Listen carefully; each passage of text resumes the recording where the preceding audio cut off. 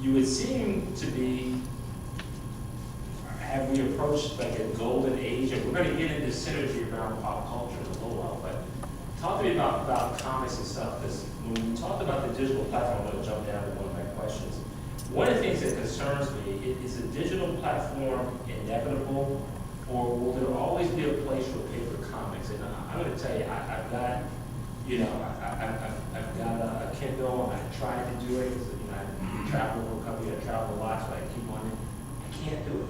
I can't read it. I can't follow it.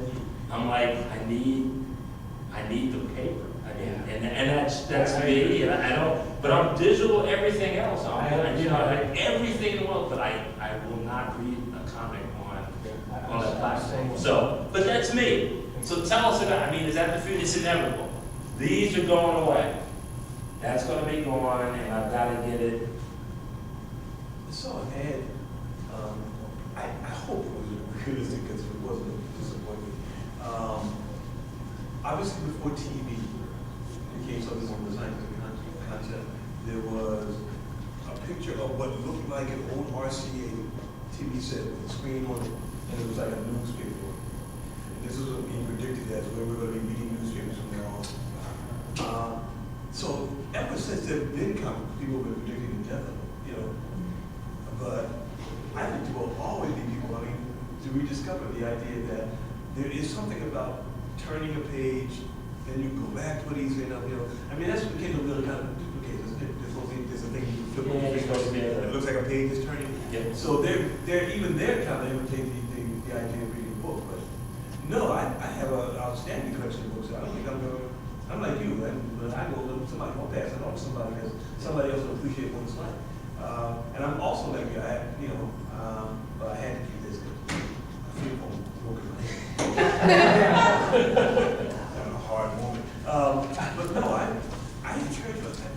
I hope I'm encouraging them. I tell them to go read a book. In my literature class, the visual representations are the last one we go to. You will never get the nuance at the right event on the screen. You never will. Even the best director, you won't get it. You'll get one vision of what is possible. And inside your head is the best computer in the world. It's a theater of the mind, which is what comic books turned us on to. I was in Metropolis, and I knew where Metropolis was. It was somewhere out west someplace. I knew almost every street. I knew Superman was flying overhead. I knew where Gotham was. I knew where Riverdale, where Archie was. I knew those cities like I knew my neighborhoods. Riverdale around here somewhere? Riverdale never goes away. Speaking of places that were never any black people until like the 1960s. I'm not bitter, that would be wrong. Hey, Archie goes out with Valerie sometimes. That's true. No, wait a minute. What reality is he married to Valerie? They have yeah, interracial kid? Yeah. So who knows? Comic books, you know, it takes you places where other media basically couldn't. What was it in the 1950s? EC Comics? Yeah. The Red Blue Robots, which is a classic story, iconic. Still being told, okay? Stories about that parallel. They were like the Rod Serlings of comic books, you know, before Twilight Zone. Is that they told stories that nobody else was allowed to tell. They fought with the censors every day. Well, we can't make the astronaut black. Why not? And after the guy left, make him black. You know, because once it was printed, what you gonna do? Get mad? You know. And they took risks. They said, we have to tell stories. It's probably one of the reasons why everybody was attracted to Star Trek. Every science fiction movie I saw, they went into space, all young white guys, some old guys, you know, no women of any age. Of course, we went to the planet of all women, and they were in like shorts. So, you know, because out in space, I guess that was enforced shorts. But no people of color and women as crewmen who were taken seriously was not done. And believe me, I love those movies. But there was nobody telling an alternate story. What was the most popular and most in-depth story that they told on Star Trek? Was it Deep Space? Deep Space? What was the space station? Deep Space Nine. Where the guy Cisco goes back in time in the 1950s and creates a story about black people flying ships, and they won't publish it. You know, and that was like, what could tell kids more about the parallel between the lives they have now? And let's face it, this is not the old people, you kids don't know what it's like. The privilege you have now as opposed to what was available in the past. There were only places that, and you had to search it out, and when you found it, it was long before there was internet. You pass a comic book to somebody else, man, read this, okay? That was our internet. That's how we got a story told to somebody else. So, yeah. Paper. Absolutely. Okay. I'm with him, the digital format is going to coexist. I think we may lose the pamphlet size comic book eventually, but they'll always be around as a graphic novel or whatever. Might even, I envision that we're probably moving closer to the book paradigm where the writer in the artist toil in secrecy for a few months and then put out the big book, you know. So even bigger. Yeah, well, just whatever the story was in total instead of, monthly chapters. Paper. There's an annual trade show for the publishing industry called the Book Expo. It's actually will be in New York this week. And I go to that every year. I've been going. Is that the New York one? Yeah, well, it's only New York. It's Book Expo America. From the Jazz? Yeah. Well, they're actually going to start going back to Chicago again. Librarians can get it for free. We have one that's going on Friday. But you know, the digital revolution has been like, you know, people are like obsessing about it for the past 5 years. And last year and the year before, the consensus was that an equilibrium of sorts had been reached between digital and paper, basically. That, you know, people were not running around saying the sky was falling anymore. They said, you know, there's some kind of equilibrium. And I teach a lot of students. I teach the longest running and largest comics history class in the country. I had 225 students in my class last fall. And my students buy comics. Okay, they buy comics on paper. Not so many floppies or pamphlets, although they do buy those. They do buy graphic novels. And they are not the ones I've talked to the most, you know, closely are the devices don't work, right? It's not just that, you know, the resolution isn't as good as a printed page. It just can't be. It just isn't. And the reading experience is not comprehensible. Okay, and you know, when you read a comic book, you're always reading 2 pages at once, and the devices only display 1 page, right? Or if they display 2 pages, you know, it never happened, right? And even people who are doing digital comics, I mean, even really brilliant ones like Raina Telgemeier, who did Smile, who does a lot of things online. Or Emily Carroll, whose works are just stunning and brilliant, you know, they think about print and digital at the same time. They'll do effects that you can only do digitally sometimes. There was an online comic called Homestuck, which was filled with like visual amazing effects. I don't know if any of you guys have looked at that, but my students are all nuts about that one. But eventually that became a printed book, and really the only things that were missing were some of the really explosive effects. The rest of it, anyway. Print is here to stay, as far as I can tell, for the foreseeable future. My students want it. It's not just, you know, those of us who started reading comics in the 70s that want print. The 20-somethings in my classes want print as well. They buy graphic novels, and sometimes they'll read the things digitally and on paper too, right? And they don't even think anything about it. And so, you know, print's here to stay, as far as I can tell. So the age of the panel has nothing to do with our. No. Well, you know what? So one of the biggest hurdles I've had over the last year collecting for a lot. Yeah, you don't see.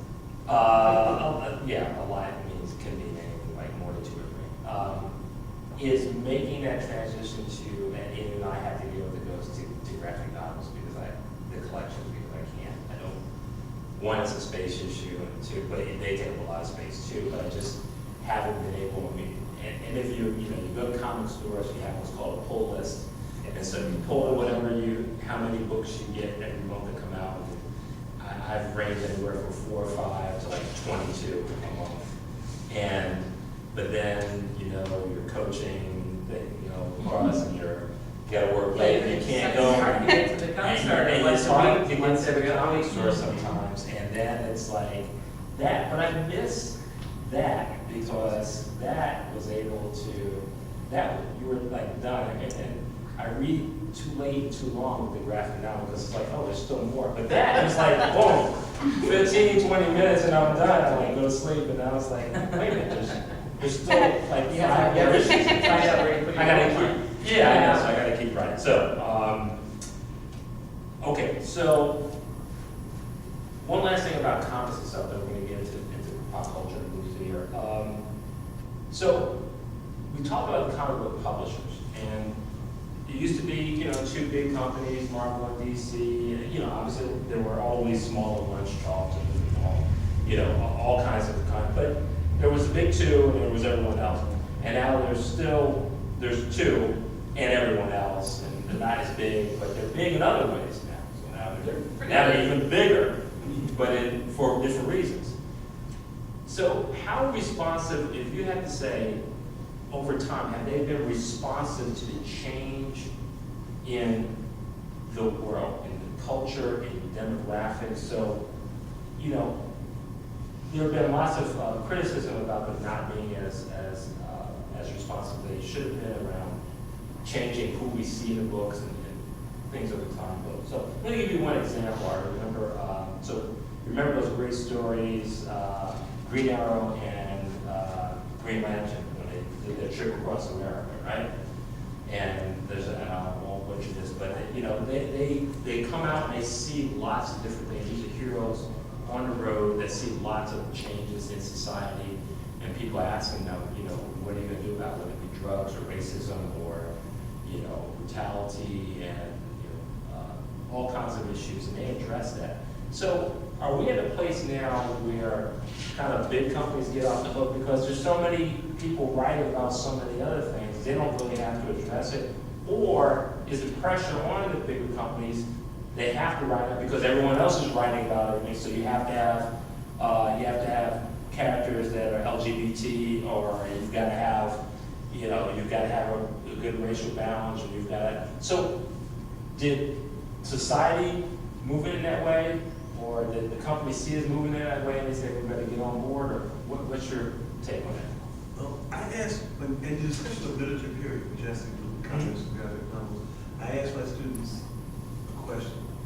Do comic books have the responsibility of reflecting society as now, or projecting a positive society that's better than we have? Is it a mirror, or is it a trick mirror?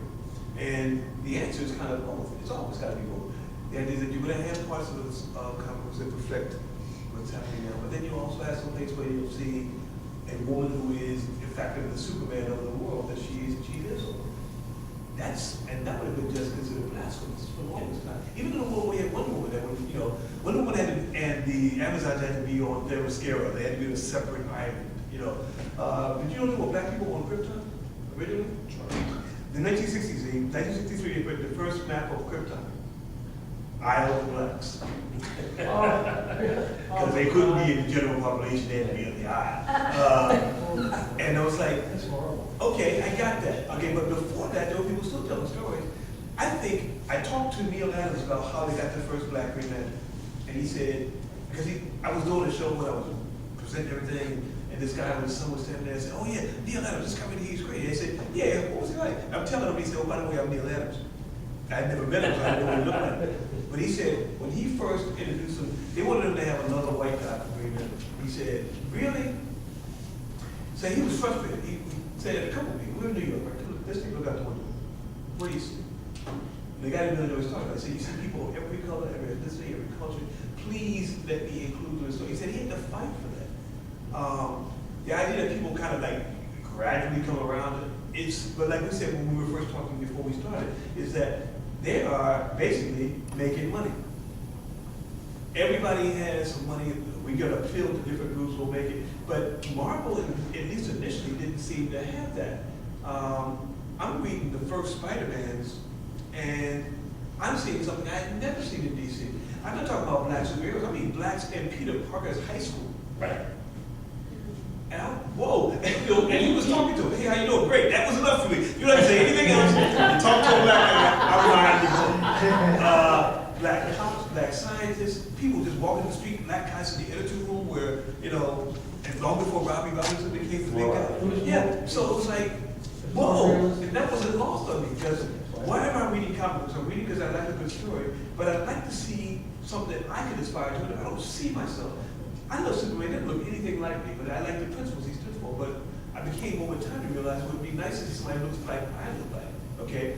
And I used to work for Weekly Reader, and we had a guy that said that when you portray young girls in a classroom and they're never raising their hands, and they never have the answer, and the teachers always calling on the young boys, you're transmitting an important message. And the sad one, but you're transmitting a message that you don't, it's not your place.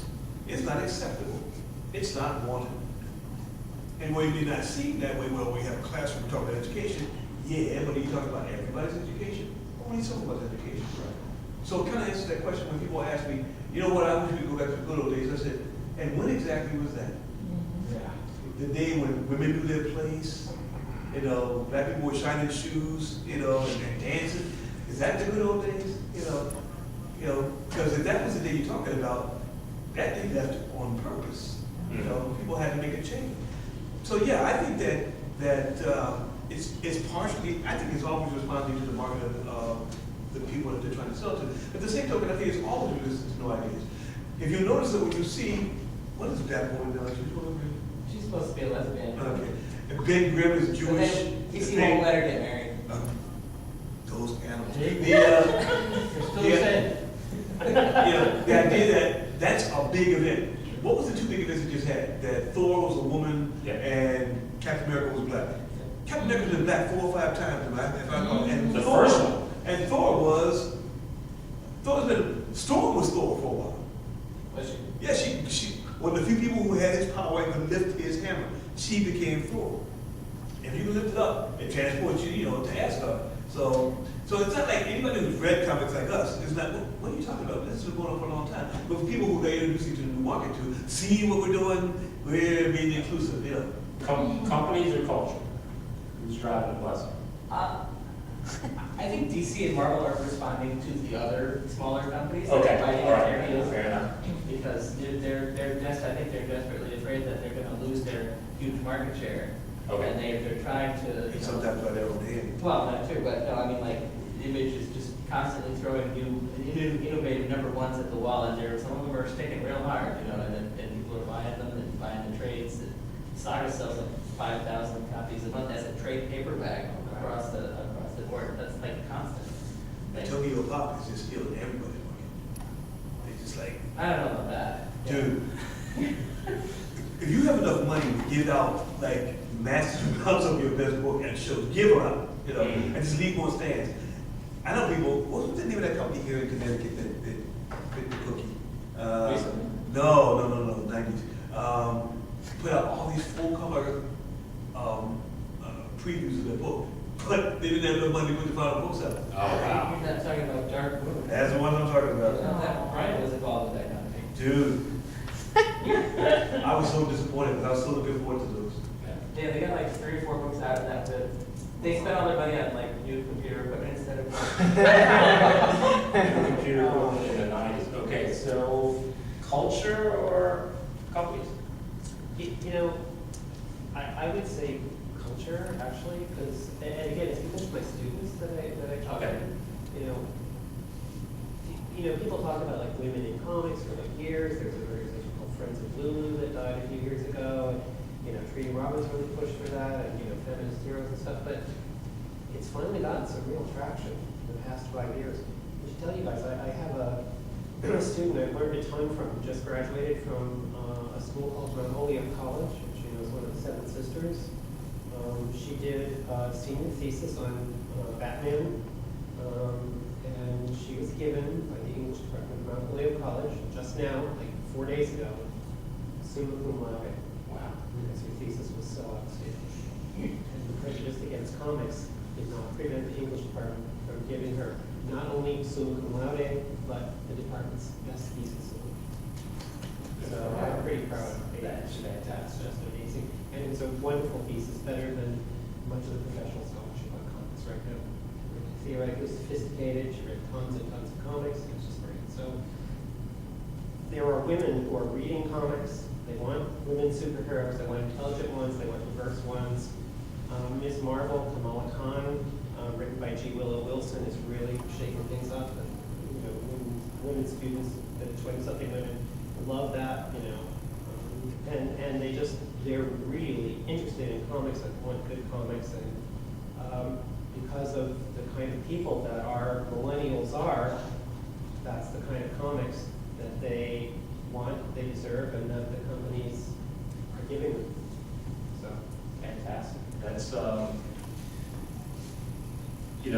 are all great and very thoughtful answers around this because we live in this society and it's always hard to figure out what's driving one thing or the other. Are we just being sold to and it's just going over our heads and we're being told what we should like and then we buy into it and then we do like it and then, so it's one big cycle. And companies have to keep their finger on that pulse to determine what's going on. So one thing that the companies have gotten, it seems to be right in terms of kind of monetary, compensation for their efforts is getting into pop culture, movies, and TV. So I can go back to, and I can remember this like it was, yesterday, 1976, walking down the street, with two of my friends and saying, man, what if they ever made a movie about the Avengers, man? That would be great, And they're like, who would play? So we're talking about all these guys that are like, I may remember the actors of the day, but who would play Iron Man? Would it be like, whoever. So we're talking and like, that'll never happen, So we're walking, and I can remember because the only thing that we saw, was the Batman sitcom, and like we knew even sophisticated 8-, 9-year-olds like, no, that's not real. That's not what we're talking about. And then you'd have this horrible, the Captain America movie where he's on a motorcycle with the plexiglass shield that couldn't stop, anything or rock off the ground, much less anything else. And so they were very, very, very, very, very few and far between. And I told my son the other day, I said, for me, I never thought I would see this day. I never even imagined that there would be shows that I watch, movies that they go to, that everyone goes to. Not just people that like comics, which in my experience was very few and far between, but just like everyone would. So, question. I don't know.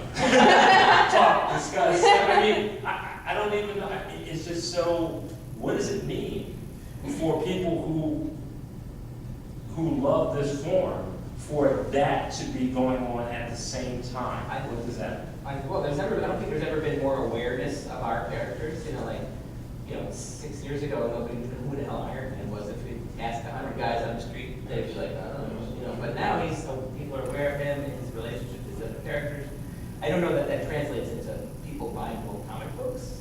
Maybe the week the movie opens, there's like a furor, frenzy of interest in people buying trade paperbacks. You would know. You're I right at the don't intersection. see it reflected. I don't see it reflected in the comic sales. Okay. Maybe not. I think one thing that the TV shows seem to have a deeper resonance with the people buying comics than their movies do. I don't know. Really? I sell more involved narrative. Well, yeah, I think I've sold a lot of Flash back issues and Daredevil back issues recently that probably would not have sold otherwise if there was no show. Yeah. Interesting. I'm betting that the movies do a lot for the toy industry. Oh, yeah. Because remember Teenage Mutant Ninja Turtles, 1988? Oh, sure. They started off as a joke between two friends. Let's come up with the strangest name we come up with for comics. They printed 5,000, sold them out, printed 5,000 more, and then went to a toy company who got an animated deal, and away they went. And they built a museum. They had that much money, they could build a museum in London. I think that when people tie you to the promotion chain, then you start to find out about more stories. But I also think that they finally got it right, is that the first Spider-Man movie, and that's really the only one I've seen, I'm sorry guys, that is, I'm an old Spider-Man movie guy, but they finally got the narrative right. They told the story in a way that people who have been long-time readers, people who are first-time viewers, got it. Yeah. Okay? Because it's basically, it's kind of like the Batman story. His uncle dies, now he has, and who doesn't know, with great powers, comes great powers. So they finally got the narrative story, right. And once that happened, they had a template for where else they wanted to go. If we were going to talk about Tony Stark, it's like, come on, when he first came out as a character, who didn't love the Playboy in the 1960s? He had the nicest cars, he was rich, and he wasn't Batman. Okay, because Batman was like, he's skulking in the cave somewhere. Tony Stark's on international news, and the total